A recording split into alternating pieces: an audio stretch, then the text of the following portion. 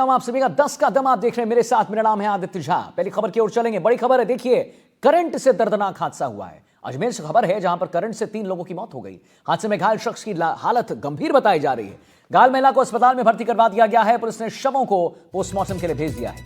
11 केवी की high voltage बिजली की चपेट में आने से हादसा। सांवर थाना इलाके की बिसुंदनी गांव की यह पूरी घटना है, जहां पर हम आपको एक बार पुनः बता दें कि 11 केवी की हाई वोल्टेज बिजली की चपेट में आने से हादसा हो गया है। सांवर थाना इलाके की बिसुंदनी गांव की पूरी घटना है, जहां पर अजमेर में करंट से 3 लोगों की मौत हो गई। एक शख्स जो है गंभीर रूप से घायल हो चुका है। घायल महिला को अस्पताल में भर्ती करवा दिया गया है। मैं दूसरी ओर पुलिस ने शवों को पोस्टमार्टम के लिए भी भेज दिया है। तो एक बार आपको पुनः बताएंगे कि करंट से दर्दनाक हादसा हो गया है। अजमेर में करंट से 3 लोगों की मौत हो गई है। मामले में घायल शख्स की हालत गंभीर बताई जा रही है। घायल महिला को अस्पताल में भर्ती करवा दिया गया है और पुलिस ने शवों को पोस्टमार्टम के लिए भी भेज दिया है। 11 केवी की हाई वोल्टेज बिजली की चपेट में आने से हादसा हुआ है। पवन अटारिया हमारे साथ संवाददाता लाइव जुड़ गए, इसी खबर पर और जानकारी देंगे। पवन, 11 केवी की हाई वोल्टेज बिजली की चपेट में आने से हादसा हो गया, कैसे हादसा हुआ? 11 केवी की हाई वोल्टेज बिजली की तार वहां पर थी या क्या पूरी घटना घटी, कैसे घटना घटी, उसके बारे में सब कुछ जानकारी दीजिए पवन।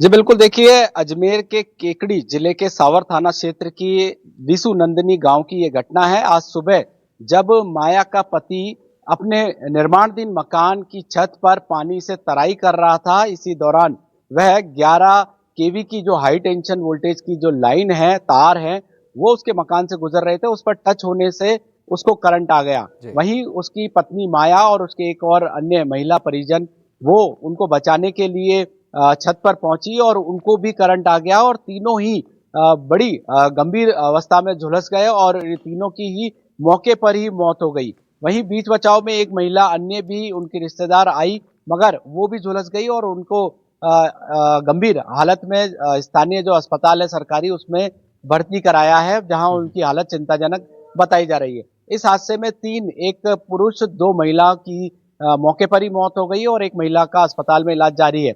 स्थानीय ग्रामीणों का आरोप है कि विद्युत विभाग को पहले भी इस हाई टेंशन लाइन को रिहायशी इलाके से दूर कहीं शिफ्ट करने का बोला गया था, मगर कोई कार्रवाई नहीं की गई। तो ऐसे में यहाँ पर जो हादसा हुआ है वो कहीं ना कहीं विद्युत विभाग की लापरवाही भी यहाँ दर्शाता है और कहीं ना कहीं स्थानीय जो जिन घर पे ये हादसा हुआ है उनकी भी लापरवाही यहाँ पर दर्शाता है। जब ऊपर से हाई टेंशन लाइन गुजर रही थी तो इतना ऊंचा मकान नहीं बनाना चाहिए था, और अगर वहां पर किसी प्रकार का निर्माण आप कर रहे हैं या पानी से तराई कर रहे हैं तो सुरक्षा उपकरणों का भी ध्यान रखना चाहिए था, ऐसा विद्युत विभाग के अधिकारी और कर्मचारियों का कहना है। फिलहाल ये जानकारी जुटाई जा रही है कि विद्युत विभाग की जो 11 केवी की जो लाइन है वो पूर्व में बनी हुई थी या मकान बाद में बने हैं। इस तथ्यों पर जो विद्युत विभाग है वो जानकारी यहाँ पर जुटा रहा है। अमूमन ये होता है कि एग्रीकल्चर लैंड पर लोग कम खर्चे में सस्ती जमीन यहाँ पर खरीद लेते हैं, जहाँ पर विद्युत विभाग की लाइनें इस तरीके की गुजरती है। तो ऐसे में कुछ फायदे के चक्कर में बड़े हादसे होने। महत्वपूर्ण जानकारी देने, बिल्कुल आप सही कह रहे हैं कि ऐसा यह हादसा एक बार नहीं काफी बार देखने को मिलता है और उस पर एक बड़े सवाल खड़े होते हैं। प्रशासन को कुछ जरूर करना चाहिए। आगे बढ़ेंगे। टोंक से खबर आ रही है, सड़क हादसे में शख्स जिंदा जल गया है। सही सुना आपने, हादसे में एक शख्स गंभीर रूप से घायल हुआ है। अलीगढ़ के पास 2 वाहनों में आमने सामने टक्कर हुई। टक्कर के बाद पिकअप में आग लग गई। फायर ब्रिगेड कर्मचारियों ने आग पर काबू पाया है। गैस कटर से वाहन को काटकर शव निकाला गया है। सवाई माधोपुर हाईवे पर सांपुला मंदिर के पास यह हादसा हुआ है। अलीगढ़ पुलिस थाना इलाके में हादसा। तो टोंक से खबर है जो हम आपको आपके स्क्रीन पर दिखा रहे हैं, आप देखिए एनडीटीवी राजस्थान पर। सड़क हादसे में शख्स जिंदा जल गया। हादसे में एक शख्स गंभीर रूप से घायल हुआ है और अलीगढ़ के पास 2 वाहनों में आमने सामने टक्कर के बाद पिकअप में आग लगी। देखिए तस्वीर, आप देखिए सबसे पहले तो फायर ब्रिगेड कर्मचारियों ने आग पर काबू पाया है। गैस कटर से वाहन को काटकर शव निकाला गया है। सवाई माधोपुर हाईवे पर सांपुला मंदिर के पास यह हादसा हुआ है। अलीगढ़ पुलिस थाना इलाके में यह हादसा जो है वो देखने को मिला है। आपको लगातार तस्वीर हम दिखा रहे हैं एनडीटीवी राजस्थान पर। आप देखिए कि दमकल की गाड़ियां वहां पर एकदम मौजूद हैं और आग पर काबू पाने की कोशिश जारी। हालांकि आग पर काबू पाया जा चुका है, लेकिन अलीगढ़ पुलिस थाना इलाके में यह हादसा हुआ है। और तस्वीर हम आपको दिखा रहे हैं जहां पर टोक हादसे में एक शख्स गंभीर रूप से घायल भी हुआ है। अलीगढ़ के पास दो वाहनों में आग आमने सामने टक्कर हो गई और उसके बाद टक्कर के बाद पिकअप में जो है आग अचानक से लग गया। कैसी आग लगी आपको लगातार आपकी स्क्रीन पर एनडीटीवी राजस्थान पर दिखा रहे हैं। रवीश टेलर हमारे साथ फोन लाइन पर जुड़ गए। रवीश जी, इस घटना के बारे में जानकारी दीजिए, कैसे भिड़ंत हुई, चालक का क्या कहना है, क्या कुछ जानकारी है आपके पास इस खबर को लेकर? ये हादसा इतना भीषण था कि जब गाड़ियां टकराई तो एक गाड़ी में आग लग गई और गाड़ी में आग लगने के साथ ही रफ्तार का कहर इस मायने में देखा जा सकता है कि जब अग्निशमन के वाहन ने जो है गाड़ी आग बुझाई, उसके बाद में गैस कटर बुलाया गया और गैस कटर मंगवा कर जो है उस गाड़ी की बॉडी को काट कर जो है क्या वो जो शख्स विषुप्त अवस्था में था, जो जला हुआ था, उसको निकाला गया है। एक चालक जो है गंभीर घायल है, यानी कि दोनों जो गाड़ियां थी वो आमने सामने टकराई है। वहीं दूसरी ओर अभी तक मृतक की शिनाख्त इस कारण नहीं हो पाई है क्योंकि गाड़ी में जो तमाम जो कागजात थे वो जल कर आग में तब्दील हो चुके हैं।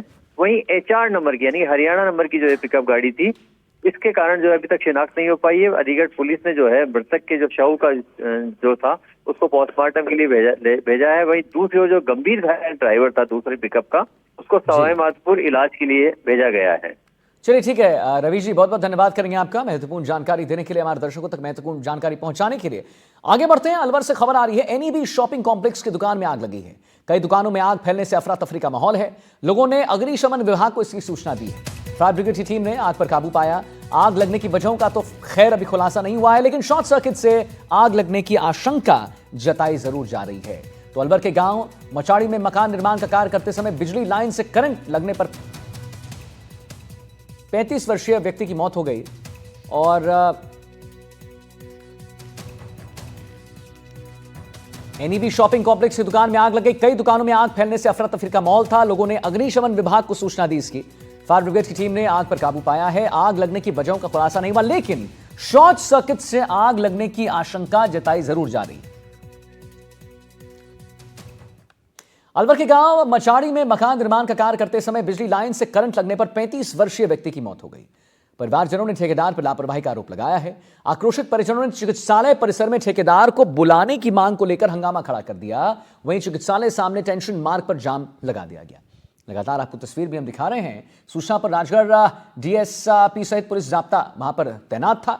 कई दौरे की वार्ता के बाद परिजनों को समझाइश के बाद उन्हें जो है 5 घंटे बाद शव का पोस्टमार्टम करने का उन्होंने जो उनकी अनुमति है उनकी तरफ से आया।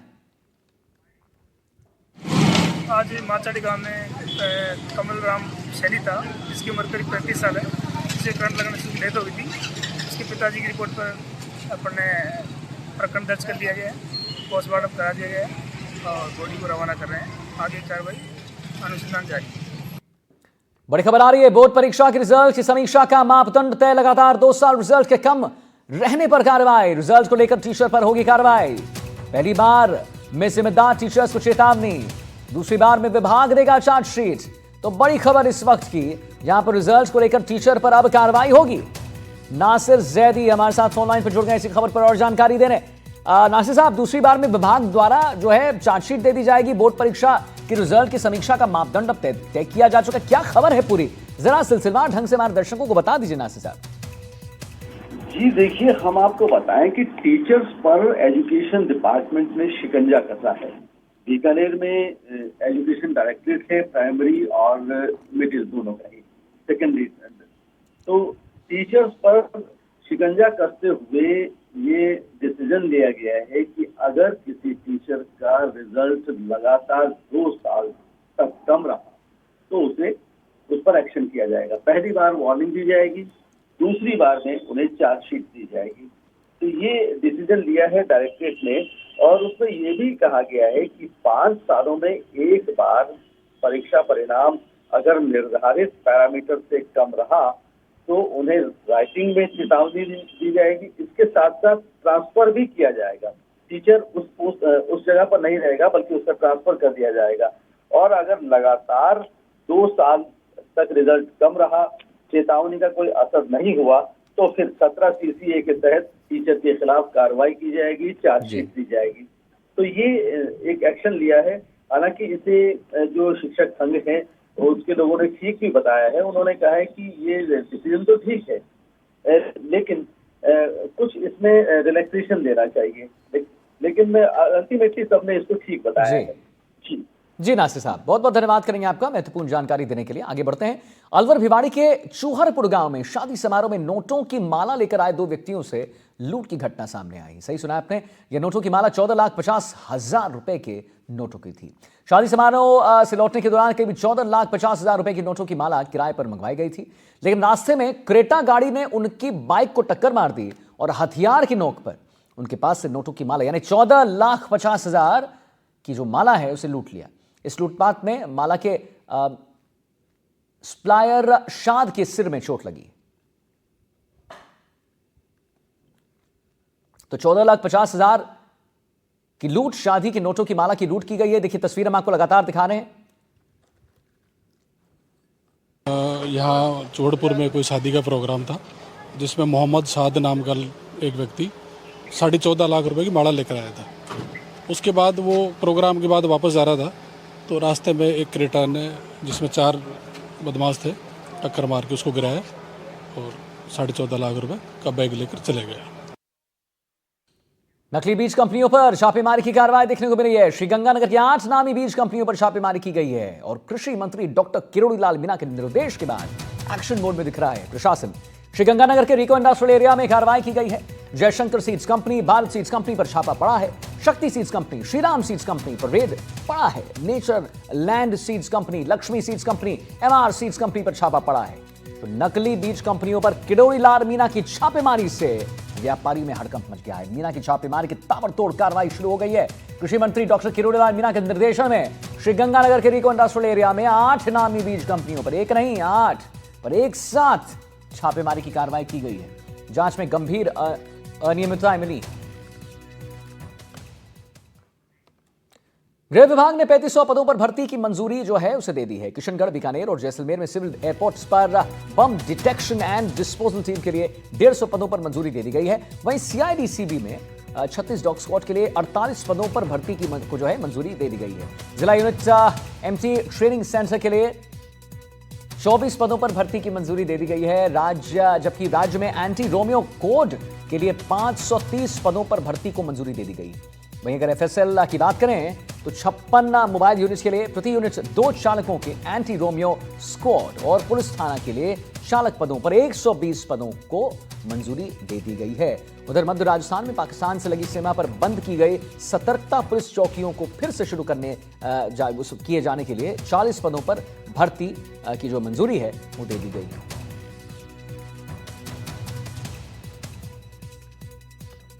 तो 40 पदों पर भर्ती की मंजूरी दे दी गई है। वहीं अतिरिक्त महानिदेशक पुलिस सतर्कता शाखाओं के लिए आपको हम बताएं 16 पदों पर भर्ती की जो मंजूरी है वो दे दी गई है। ये भी हम आपको बता दें।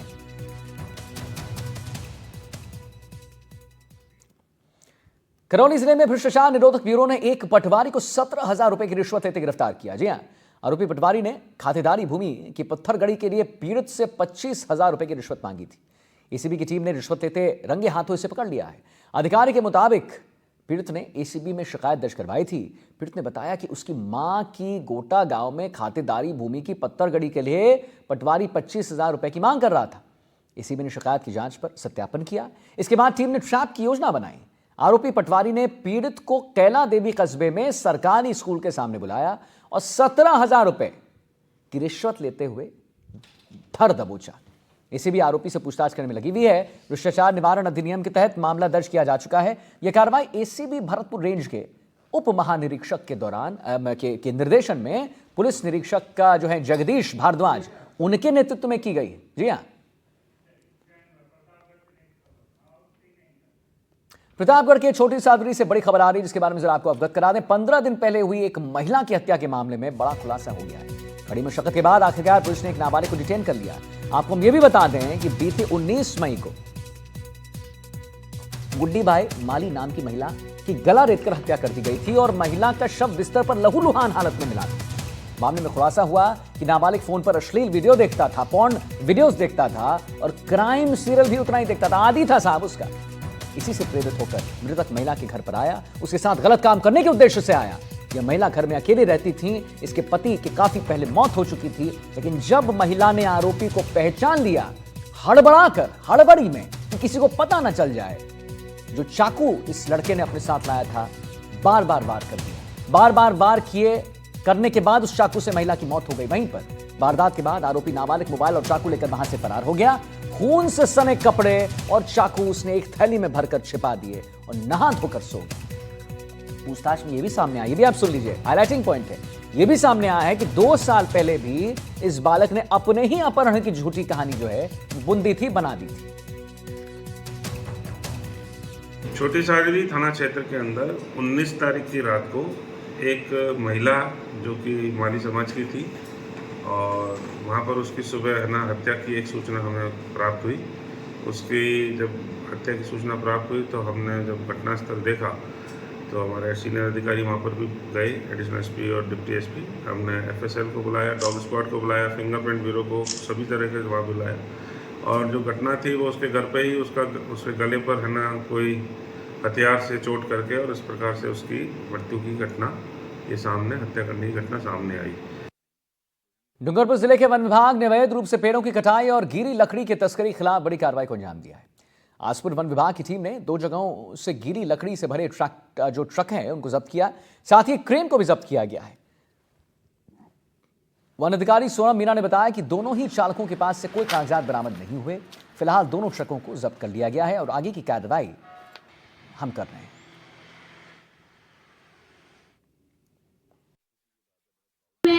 स्टाफ गश्त के दौरान एक ट्रक को दूर से परिवहन करते हुए देखा, तो देखा गया कि दूसरी जगह फिर वो ट्रक लकड़ियों को भरने के लिए जा रहा था, तो वो क्रेन से लकड़ी को भर रहे थे। ऐसे में स्टाफ ने मौके पर जाके क्रेन और एक ट्रक को जब्त किया। उनके पास भी जब वैध दस्तावेज पूछा तो उन्होंने बताया कि ना तो पेड़ काटने की परमिशन है उनके पास में और न ही कोई ट्रांजिट पास के कोई वैध दस्तावेज मिले उनके पास में। हमारा यह अभियान अवैध लकड़ी तस्कर रोकने के लिए अभियान जारी रहेगा। करौली में गुम हुए मोबाइलों की तलाश अभियान ने सकारात्मक परिणाम देना शुरू कर दिया है। जी हां, हिंडौन सदर थानाधिकारी देवेंद्र शर्मा सहित टीम ने सफलता हासिल करते हुए आपको बताएं करीब 2 लाख रुपए मूल्य के 7 महंगे स्मार्टफोन्स ट्रेस कर लिया है और रिकवर भी कर लिया है। टीम ने तकनीकी सहायता के लिए जिला साइबर सेल की मदद भी ली थी। गुम मोबाइलों को वापस पाकर मोबाइल धारकों के चेहरे में जो है बिल्कुल एक खुशी साफ दिखती है चेहरे पर। उन्होंने पुलिस टीम की खुलकर दिल से सराहना भी की।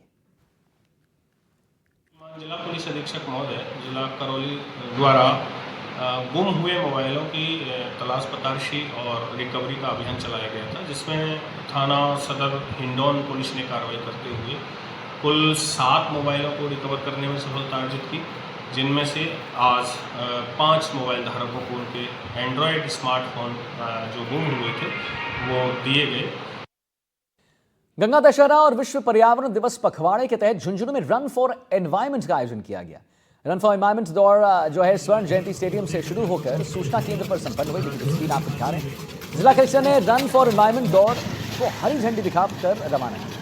रन फॉर एनवायरमेंट दौड़ में जिला के युवा खिलाड़ी, स्काउट्स एंड गाइड्स सहित सैकड़ों प्रतिभागियों ने हिस्सा लिया है। और इस दौरान सूबेदार आजाद सिंह ने सिर पर पानी की बोतल, जो आप देख भी पा रहे होंगे, रखकर दौड़ में हिस्सा लिया है। लोगों के आकर्षण का केंद्र रहा। दौड़ का मुख्य उद्देश्य है पर्यावरण और जन संरक्षण के प्रति लोगों में जागरूकता है। आज का ये कार्यक्रम जल शक्ति मंत्रालय द्वारा वंदे गंगा जल संरक्षण अभियान के तहत जो 5 जून से 20 जून तक पखवाड़ा मनाया जा रहा है, उसी के तहत आज रन फॉर एनवायरनमेंट का आयोजन किया गया है, जिसमें हमारे झुंझुनू जिले के सभी युवा साथियों, सभी खेल विभाग के अधिकारियों, समस्त अधिकारियों ने इसमें भाग लिया है। कार्यक्रम का उद्देश्य यही है कि हम जो माननीय प्रधानमंत्री जी का उद्देश्य है फिटनेस की डोज आधा घंटा रोज की, एक इस रन के तहत हम फिटनेस का भी मैसेज देश के और जल संरक्षण का भी हम संदेश आम जनता को देश के इसके माध्यम से। आज एनवायरनमेंट डे पे रन फॉर यूनिटी का गठन किया गया है। तो बाकी सर ने और मैडम ने अच्छे से बता दिया था। हम सभी कार्बन उत्सर्जन करते हैं, अपने को सबको पता है कार्बन डाइऑक्साइड है, नाइट्रोजन ऑक्साइड है, सल्फर डाइऑक्साइड है, तो कार्बन उत्सर्जन बढ़ता है। तो अभी हमारे प्रधानमंत्री मोदी जी अब ग्रीन कार्बन जो क्रेडिट है अपन वो इकट्ठा कर रहे हैं। तो सभी से है कि अपन 5-10 किलोमीटर हो साइकिल से जाएं, अपने जो इलेक्ट्रिक व्हीकल हैं उनको यूज लें। घर में अपन एसी चलाते हैं, उसकी बजाय अगर अपन ज़्यादा से ज़्यादा पौधे लगाएंगे तो अपन ज़्यादा से ज़्यादा क्रेडिट सेव करेंगे। जो अपने आगे आने वाली पीढ़ियां हैं उसके लिए अपन जो एक अच्छी धरती है, जो रहने लायक धरती है, उसको छोड़ के। और दौसा जिले के बांदीकुई में एक अनूठा विवाह जिले भर में चर्चा का विषय बना हुआ है। यूपी के हाथरस निवासी राधा दीदी ने भगवान शिव से ही विवाह रचा डाला। वहीं विवाह को देखने के लिए भारी तादाद में लोगों की भारी भीड़ उमड़ पड़ी। हमारे संवाददाता ने राधा दीदी से खास बातचीत की है। राधा दीदी ने बताया है कि वो 11 साल से लगातार भगवान शिव की पूजा अर्चना कर रही हैं और इतना करने के बाद सोमवार को भगवान शिव से उन्होंने विवाह कर लिया। ओम शांति ब्रह्मा कुमारी जो सेंटर है बांदीकुई, वहां पर 15 साल की आदमिक को लेकर समर्पण शिव विवाह बीते दिन हुआ था। और हमारे साथ बहन दीदी ममता है, एक बार उनसे जानकारी चाहेंगे क्या क्या तरह का यहाँ आध्यात्मिक क्या हुआ जिसके अंदर समर्पण किया गया। ये ब्रह्मा कुमारी संस्था एक आध्यात्मिक संस्था है। पिछले 20 साल से यहाँ बांदीकुई में ये शाखा रन कर रही है। यहाँ पर मेडिटेशन सिखाते विशेष ना, तनाव मुक्त। हम समाज के हर क्षेत्र में, चाहे वो विवाह का हो, चाहे किसी के घर में शोक संदेश हो, तो हर जगह हम सेवा करते हैं। और हमारा जो मेन उद्देश्य है, जो कल आध्यात्मिकता का यहाँ विवाह हुआ, परमात्मा से अपना आत्मा का समर्पण, पूरा जीवन एक निराकार के प्रति समर्पण करके उसको अपना सब कुछ मानकर, है ना, एक परमात्मा के भरोसे अपने जीवन को संवारना, है ना। इस विवाह का यही उद्देश्य था कि हम अपना जो जीवन है वो सेल्फ करें, माना किसी पर डिपेंड नहीं, तभी समाज में परिवर्तन का कार्य संभव हो सकता है। बिल्कुल, हमारे साथ मौजूद है बहन राधा बहन भी, उनसे भी जानना चाहेंगे क्या कहना होगा कि सामाजिक जोड़ने के लिए शिव विवाह बीते दिन हुआ, क्या कहना चाहेंगे। ये एक अपने लिए भी अच्छा मैसेज है और समाज के लिए भी अच्छा मैसेज है।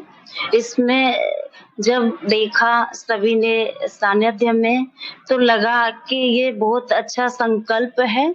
तो उसमें बहुत सारी कुमारियां थी, उन्होंने भी संकल्प किया कि परमात्मा का जब हम साथ लेते हैं तो हमको किसी की आवश्यकता नहीं पड़ती है। तो सभी ने अपने मन में बहुत दृढ़ संकल्प लिया, सभी को बहुत अच्छा लगा।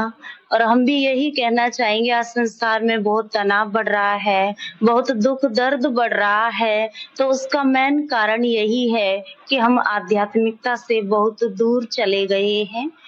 बिल्कुल, कहना है कि दृढ़ संकल्प और आत्महत्या जो समाज से जो शिव विवाह बीते दिन जो हुआ, इससे कहीं ना कहीं समाज को जोड़ने के साथ जो आध्यात्मिक जो जोड़ने की जो प्रेरणा दी है। साथ के अंदर उन्होंने बताया कि घर की जो परमिशन थी उनका निर्णय नहीं था, लेकिन फिर भी आखिरी समय वक्त पर घर वालों ने परमिशन दी, उसके बाद ये शिव विवाह संपन्न हुआ है। कहीं ना कहीं जो समाज से जोड़ने का और आध्यात्मिक का जो राह जो आम जन जो भूल गया है, उसको जोड़ने के लिए एक नई प्रेरणा साबित होगी। कैमरामैन तुषार के साथ मैं देवेंद्र नरूगा, एनडीटीवी दौसा। धार्मिक स्थल रामदेवरा में इन दिनों विविधता में एकता की झलक देखने को मिल रही है।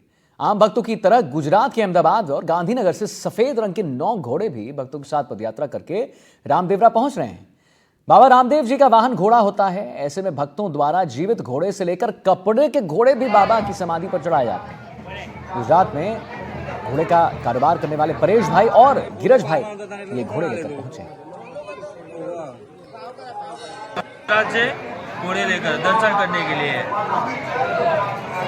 और मुस्कान है, मुस्कान घोड़ी लेकर आए, सोनल घोड़ी लेकर आए, एक घोड़ा है, जानवी घोड़ी है, कोरल है, सब घोड़े लेकर आए हैं। अहमदाबाद से आए हम दर्शन करने के लिए, हम उन घोड़ों को भी दर्शन करने के लिए आए, लेकर आए। गुजरात अहमदाबाद से आए, हमारा एक बहुत बड़ा ग्रुप है। हमने जमशेदपुर, जगतपुर और राहपुर से घोड़े वाले सब, मुस्कान घोड़ी, वीर घोड़ा और जानवी, 3 हम घोड़े वाले ने मानता रखी थी, तो हम अभी आ गए माँ बाबा के महल से यहाँ रामदेवरा मन्नत पूरी करने के लिए। अभी सब घोड़े वाले ने मन्नत पूरी कर दी है। अमदावाद થી आया છે અમે 7 ઘોડા લઈને આવ્યા છે 20 જગતપુર અને મુશ્કેલ રાહપુર અમે દાલામાં આવ્યા છે બહુ લોકો સફર આવ્યો છે અને બસ રામાપીના દર્શન કરવા આવ્યા છે બસ હવે ઘરે નીકળવાનું છે ઓર્ડર बांसवाड़ा में अंतर्राष्ट्रीय योग दिवस को लेकर तैयारियां शुरू हो चुकी हैं। खास बात यह है कि इस बार ऐतिहासिक और प्राकृतिक स्थलों पर योग किया जाएगा। जिले के प्राकृतिक और ऐतिहासिक धरोहर स्थलों पर सामूहिक योगाभ्यास कर विश्व को योग का संदेश देने की योजना बनाई गई है। इसका उद्देश्य न केवल योग को बढ़ावा देना है, बल्कि बांसवाड़ा की सांस्कृतिक और प्राकृतिक धरोहरों को भी वैश्विक स्तर पर प्रस्तुत करना है। इसको लेकर जिला कलेक्टर डॉक्टर इंद्रजीत यादव ने अधिकारियों की बैठक में योग दिवस को लेकर आवश्यक दिशा निर्देश दिए हैं। 60-30 ग्राउंड रिलैक्स शवासन में 1 2 3 4 5 6 7 8 60